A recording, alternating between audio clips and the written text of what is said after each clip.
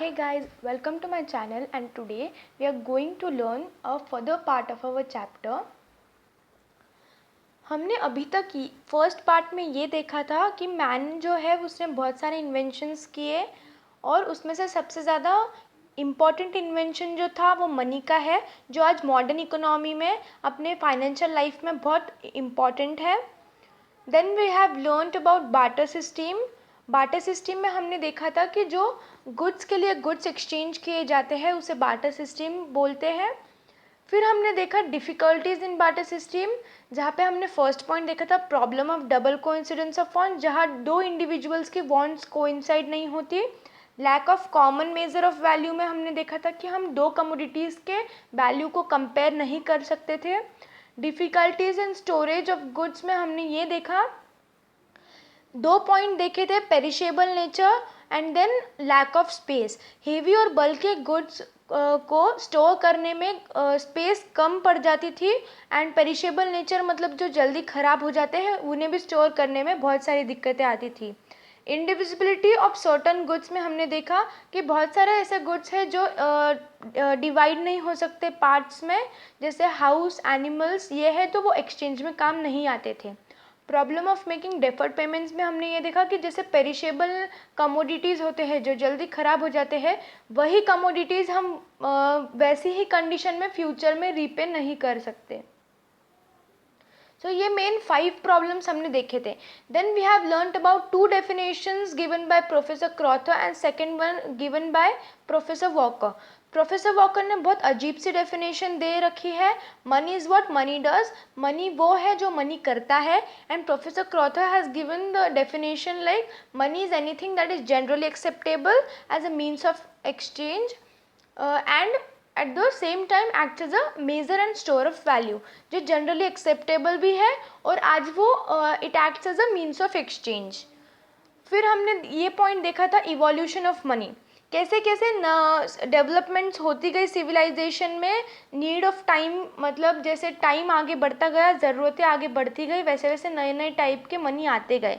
Money ये जो है रिवॉल्यूशन से नहीं, सडन चेंज से नहीं, बट इवोल्यूशन से आया है, स्लो चेंजेस से आया है. बार्टर सिस्टम से डायरेक्ट हम आज इलेक्ट्रॉनिक मनी या फिर ऑनलाइन पेमेंट्स पे नहीं पहुँचे. बीच में बहुत सारे टाइप्स आए मनी के, उनमें भी कुछ ना कुछ वीकनेसेस आती गई और नई मनी का एग्जिस्टेंस होते गया. टाइप्स ऑफ मनी हम देखेंगे आज. First is animal money. In proto-historic period, animal money was used as means of exchange. Example: cow, sheep, goat, etc. However, due to their indivisible nature, commodity money came into existence. अब proto historic period में animal money का use होता था. Animal मतलब money मतलब animal देना और कुछ कमोडिटी परचेस करना, ये मतलब मनी के जगह पे एनिमल यूज़ किए जाते थे. बट उसमें वीकनेस क्या थी, उसका इंडिविजिबल नेचर. जैसे हमने बार्टर सिस्टम में भी ये देखा था कि जो लाइव स्टॉक रहते हैं, जो एनिमल्स रहते हैं, उनको स्मॉल पार्ट्स में कट नहीं किया जा सकता, इसलिए वो इंडिविजिबल बोलते हैं उनको. और वो इंडिविजिबल होने के कारण वो एक्सचेंज में काम नहीं आते थे. और फिर उसी का रिजल्ट कमोडिटी मनी आया. और कमोडिटी मनी में वो जो है कमोडिटी मनी वो ओल्डन डेज में यूज़ किए जाते थे. कमोडिटीज़ मतलब जो अपनी चीज़ें होती है, जैसे grains, animals skin, feathers, shells, rare articles, then stones are there, ये मनी के जगह पे यूज़ किए जाते थे. बट इसमें प्रॉब्लम क्या थी, स्टोरेज की प्रॉब्लम थी. इन्हें स्टोर करना बहुत मुश्किल होता था, इसलिए मेटेलिक मनी का एग्जिस्टेंस हुआ. Metallic money use durable metals. सभी को मेटल्स तो मालूम ही है, जैसे gold, silver, copper, aluminium, nickel, ये सब मेटल्स है. सो जो मेटेलिक मनी है तो वो मेटल से बनी हुई होती थी. बट ये जो प्रीशियस मेटल्स जो होते हैं, जैसे गोल्ड, सिल्वर, ये बहुत प्रीशियस रहते हैं, वो उनकी जो है ना वो कमी पड़ जाती थी. स्कैरसिटी का मतलब है कमी पड़ जाना. देन वो एकदम लार्ज अमाउंट में या लार्ज क्वांटिटी में अवेलेबल नहीं होते थे. So scarcity of precious metals and lack of uniformity in metallic pieces gave rise to the use of metallic coins. और फिर ये प्रॉब्लम की वजह से scarcity of precious metals and lack of uniformity in metallic pieces, ये problems की वजह से मेटेलिक कॉइन्स का एग्जिस्टेंस हुआ। मेटेलिक कॉइन्स में जो मेटेलिक कॉइन्स है वो एंशियंट टाइम्स में यूज़ किए जाते थे। एंशियंट टाइम्स मतलब जब राजा रानी ये जो पीरियड हुआ करता था तब तो जो रूलर्स थे, जो किंगडम्स के रूलर्स थे, वो अपने अपने मेटल पीसेस पे अपना सील अफिक्स्ड करते थे, अपना जो सील्स रहते थे वो अफिक्स्ड कर देते थे और वो एज अ मनी लोग यूज़ करते थे। With the passage of time, the monetary system was taken over by government authorities with a view to give uniformity and legal status to metallic coins. जैसे जैसे टाइम पास होता गया वैसे government authorities ने ये अपने अंडर ले लिया और कॉइन्स को एक लीगल स्टेटस देने का तय किया। जब मेटेलिक कॉइन्स को लीगल स्टेटस मिल गया और फिर ये मेटेलिक कॉइन्स जो है वो दो तरह के होते हैं, एक स्टैंडर्ड और फुल बॉडीड कॉइन्स और टोकन कॉइन्स। स्टैंडर्ड और फुल बॉडीड कॉइन्स जो होते हैं उनकी फेस वैल्यू जो होती है वो इंट्रिंसिक वैल्यू की इक्वल होती है। Full bodied coins are those whose face value is equal to their intrinsic value. अभी यहाँ पे दो टर्म हमें आए गए, फेस वैल्यू और इंट्रिंसिक वैल्यू। फेस वैल्यू जो होती है वो जो ऊपरी जो अपने को दिखती है वो फेस वैल्यू होती है। मतलब सपोज अपनी हम अभी 2 रुपीज़ का कॉइन यूज़ करते हैं सपोज, सो 2 रुपीज़ का जो कॉइन होता है उसकी ऊपरी जो वैल्यू रहती है जो 2 है जो अपने को दिखाई देती है और हम जो मीन्स ऑफ एक्सचेंज वो वाले वैल्यू से काउंट करके देते हैं वो फेस वैल्यू है। मतलब 2 रुपीज़ का जो कॉइन है उसका जो 2 लिखा हुआ रहता है वो अपनी फेस वैल्यू हो गई and it is equal to intrinsic value. Intrinsic value मतलब जो मेटल से वो बना है, जो 2 रुपीज़ का कॉइन जितने वो मेटल से बना है तो वो मेटल की जो वैल्यू होगी वो इंट्रिंसिक वैल्यू जो अपने को दिखाई नहीं देती बट वो रियलिटी में है, ऐसी जो है ना वो intrinsic value and then face value. मतलब यहाँ पे अगर वो 2 रुपीज़ का कॉइन है तो 2 रुपीज़ का मेटल यूज़ किया जा रहा है and then the value is given there is 2 rupees, then it is standard और फुल बॉडीड कॉइन्स। बट हम जो इंडिया में आज यूज़ करते हैं वो टोकन कॉइन्स में गिने जाते हैं क्योंकि उनकी जो फेस वैल्यू रहती है वो हायर रहती है इंट्रिंसिक वैल्यू से। So full bodied coins are those whose face value is equal to their intrinsic value. Face value indicates the exchange value fixed by issuing authority. जो फेस वैल्यू रहती है वो फिक्स कौन करता है, जो गवर्नमेंट अथॉरिटीज़ रहती है वो फेस वैल्यू फिक्स करता है। These coins are made out of precious metals like gold, silver, etc. Standard coins were used for some days during the British period. जब ब्रिटिशों का राज था, ब्रिटिश गवर्नमेंट थी, तब ये स्टैंडर्ड और फुल बॉडीड कॉइन्स यूज़ किए जाते थे। टोकन कॉइन्स हम देखेंगे। Token coins are those whose face value is higher than the intrinsic value. जैसे कि मैंने कहा टोकन कॉइन्स की जो फेस वैल्यू रहती है, जो ऊपरी जो वैल्यू रहती है जो हमें दिखाई देती है और as a means of exchange हम वो वैल्यू को कंसिडर करते हैं, वो जो होती है वो हायर होती है किससे, इंट्रिंसिक वैल्यू से। This coins are made of cheaper metals like aluminium, nickel etcetera. जो स्टैंडर्ड कॉइन्स होते हैं वो प्रेशियस मेटल से बने होते हैं और जो टोकन कॉइन्स होते हैं वो चीप मेटल से बने होते हैं जैसे एल्यूमिनियम और निकल। These coins are of lower denominations and are generally used for settling smaller transactions. ये जो कॉइन्स होते हैं वो लोअर डिनोमिनेशंस के होते हैं और छोटे मोटे ट्रांजैक्शंस जैसे 2 रुपये का 1 रुपये का जो कॉइन्स हम यूज़ करते हैं वो जो है वो टोकन कॉइन्स है, वो स्मॉल डिनोमिनेशन के होते हैं, स्मॉल वैल्यू के होते हैं और हम छोटे छोटे ट्रांजैक्शंस में वो यूज़ करते हैं। In India, all coins in circulation today are token coins. Difficulties in transportation of token coins gave rise to paper money. अब यहाँ पे भी वीकनेस आ गई। यहाँ पे वीकनेस क्या थी, ट्रांसपोर्टेशन की। एनिमल मनी में जो था वो indivisible nature, then we have learn the second money commodity money, वहाँ पे था कि वो स्टोरेज प्रॉब्लम।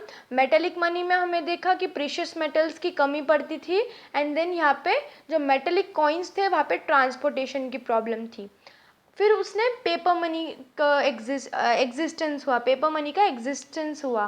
पेपर मनी मतलब आज हम जो पेपर नोट्स, पेपर करेंसी जो यूज़ करते हैं, मतलब 2000 की नोट, 100 रुपीज़ की नोट, 500 रुपीज़ की नोट, ये जो नोट्स है वो पेपर मनी में कंसिडर किए जाते हैं। Paper money was a substitute for metallic money. ये जो था वो मेटेलिक मनी का सब्सटीट्यूट था। In course of time issue of currency notes was monopolised by central bank. जैसे जैसे टाइम आगे बढ़ता गया तो जो करेंसी नोट्स है, हम जो नोट्स यूज़ करते हैं, वो सेंट्रल बैंक ने मोनोपोलाइज किया। Paper money consist of paper currency issued by government and central bank of country. आज जो हम नोट्स यूज़ करते हैं as a medium of exchange, तो वो गवर्नमेंट या और सेंट्रल बैंक ऑफ कंट्री ने इशू किया है। In India 1 rupee note and all coins are issued by government of India. जो 1 रुपी की नोट है वो ज़्यादातर आज दिखती नहीं है, बट जो 1 रुपी की नोट है और जो सारे जितने भी कॉइन्स है, 5 रुपीज़ का कॉइन, 10 रुपीज़ का कॉइन, 1 रुपीज़, 2 रुपीज़ का कॉइन, ये जो कॉइन्स है including 1 rupee note are all issued by government of India. And all currency notes जैसे 100 रुपीज़ की, 500, 50, 2000, ये जो नोट्स हम यूज़ करते हैं वो रिजर्व बैंक ऑफ इंडिया ने इशू किया है। Currency notes of higher denominations are issued by central bank, that is Reserve Bank of India. Inconvenience in handling and risk of storing paper money gave rise to bank money. अब paper money में एक ही difficulty आती थी कि क्या वो फट जाते थे। कुछ भी करो वो पेपर ही है, तो पेपर हम हैंडल नहीं कर पाते थे बहुत ज़्यादा दिन तक, तो वो फट भी जाते थे। और इसलिए यहाँ कहा गया था inconvenience in handling and risk of storing. वो स्टोरिंग के लिए भी एक रिस्क ही था। सो पेपर मनी गया और फिर अभी बैंक मनी आया। बैंक मनी को क्रेडिट मनी भी बोलते हैं। और जो बैंक में हम as a in the form of cash जो हम डिपॉजिट करते हैं उसे बैंक मनी बोलते हैं। Bank money refers to deposits which are in form of cash saved by people. जो हम सेव करके बैंक में जो जमा करते हैं अकाउंट बना के अपना, उसे बैंक मनी बोलते हैं। It is use to create credit money. Credit मतलब उधार। और ये जो है वो अपने डिमांड पे, अगर आप सपोज़ अपने को कुछ चाहिए, हमें पैसे की कभी कमी पड़े, तो हम अपने अकाउंट से वो विड्रॉ भी कर सकते हैं, वो बैंक से निकाल भी सकते हैं अपने अकाउंट से। और अपने डिमांड पे हम किसी और के अकाउंट में वो ट्रांसफ़र भी कर सकते हैं। So this can be withdrawable and transferable on demand by means of check, demand draft, etc. Cheque क्या काम करता है? चेक या फिर डिमांड ड्राफ्ट कोई एक्चुअल मनी नहीं है, बट वो एक क्रेडिट इंस्ट्रूमेंट्स है जिससे अपन डिपॉजिट कर सकते हैं और अपनी जो अमाउंट है वो किसी के दूसरे के अकाउंट में ट्रांसफ़र भी कर सकते हैं। Credit money plays an important role in economic development. ये इकोनॉमिक डेवलपमेंट में बैंक मनी या क्रेडिट मनी बहुत इंपॉर्टेंट रोल प्ले करती है। On the background of global economic, cashless transaction gain importance thereby giving rise to plastic money. अब economy जैसे आगे बढ़ती गई और कैशलेस ट्रांजैक्शन ने इम्पोर्टेंस गेन किया। कैशलेस ट्रांजैक्शन में फिर डेबिट कार्ड्स, क्रेडिट कार्ड्स और ऑनलाइन पेमेंट्स आते हैं, जिसमें कैश की कोई ज़रूरत ही नहीं होती है। हम कैश के बिना ही हम ट्रांजैक्शंस करते हैं, direct account to account transfer हो जाते हैं पेमेंट्स, वो वाला type. So, on the background of global economy, cashless transaction gained importance, thereby giving rise to plastic money. Plastic money में क्या कहा मैंने? डेबिट कार्ड्स और क्रेडिट कार्ड्स इंक्लूड होते हैं। Plastic money is easy to use in transaction due to advance technology. आज की जो एडवांस टेक्नोलॉजी है, आज की जो टेक्नोलॉजी आगे बढ़ चुकी है, उससे प्लास्टिक मनी का यूज़ बहुत आसान हो गया है। Debit cards and credit cards are used as plastic money. Further innovations is in smart transaction led to introduction of electronic money. ये जो bank money, plastic money, electronic money, ये हम आज भी यूज़ करते हैं। इन तीनों चारों में कोई प्रॉब्लम तो नहीं थी, बट आगे के इनोवेशंस आते गए, इन्वेंशंस जो हम करते गए, तो उसी की वजह से नए नए टाइप्स ऑफ मनी आते गए। सो इनमें से कोई स्पेसिफिक प्रॉब्लम नहीं थी, जैसे पहले हमने एनिमल मनी और उनमें देखा। तो फिर इसने इलेक्ट्रॉनिक मनी का एग्जिस्टेंस हुआ। इलेक्ट्रॉनिक मनी को ई मनी भी बोलते हैं, वेयर द मॉनिटरी वैल्यू, अब मॉनिटरी मतलब रिलेटेड टू मनी, जो अपनी वैल्यू रहती है, जो अपनी मनी रहती है, वो स्टोर रहती है इलेक्ट्रॉनिकली अपने mobile phone, tablet, computer, laptop, ये जो इलेक्ट्रॉनिक गैजेट्स होते हैं इसमें स्टोर भी रहती है और कैन बी ट्रांसफर्ड इलेक्ट्रॉनिकली। हम ट्रांसफ़र भी कर सकते हैं, वो भी अपने मोबाइल फ़ोन के यूज़ से, जैसे कि हम ऑनलाइन पेमेंट्स करते हैं। आज स्मार्ट कार्ड्स भी आ गए हैं उसके ऑनलाइन पेमेंट्स के लिए। It is backed by central bank, ये जो है ना वो सेंट्रल बैंक से बैक्ड हुआ है। और electronic money is use for purchases and transactions globally. आज बस हम इलेक्ट्रॉनिक मनी से के थ्रू हमें बस अपनी पर्टिकुलर कंट्री ही में नहीं, बट हम पूरे वर्ल्ड में ट्रांजैक्शंस कर सकते हैं। हम किसी फॉरेन कंट्री से हम कुछ चीज़ मंगवाना हो तो हम डायरेक्टली हम ट्रांसफ़र भी कर सकते हैं कैश, और अपनी चीज़ परचेज भी कर सकते हैं। तो ये ग्लोबली ट्रांजैक्शन इसमें अवेलेबल होता है। हम इसे यूज़ कर सकते हैं ग्लोबल ट्रांजैक्शन के लिए। Digital wallets are also a form of stored electronic money. Digital wallets भी इलेक्ट्रॉनिक मनी स्टोर का एक फॉर्म ही है। So we will stop here now, and for the next part we will learn, in the next part we will learn legal tender money, non legal tender money, then we will learn about qualities of money.